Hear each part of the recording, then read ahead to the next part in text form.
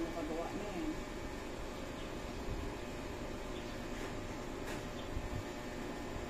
Sabi ng apo ko, ala si mama, yung cutics dilaw pa talaga. Kasi sabi ko nung nakita ko, parang hindi naman dilaw eh. Ako pa ba naglagay nun? Hindi, doon lang yung sa tabi-tabi kay minsan gusto ko pumunta, tinatamad na ako, sabi ko sa ano na lang.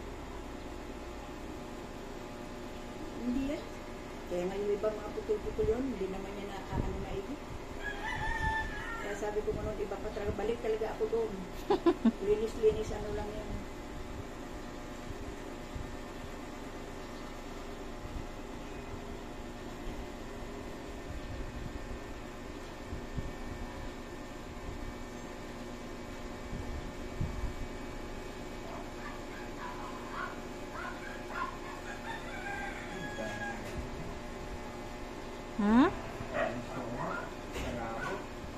I-ano mo pa, ibalik mo na yung plato niya pa.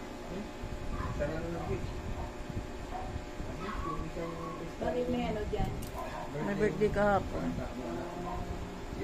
Hindi masyadong madaming nagpunta kasi konti, wala sa mga bisita. Napanis lang.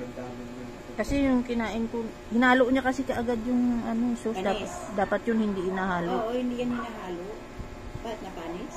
Tinapon lang. Kahapon kasi nung kumain ako, medyo may malapit na eh. Baka in-order yan. Kasi pag in-order mo, maaga kayo linuluto.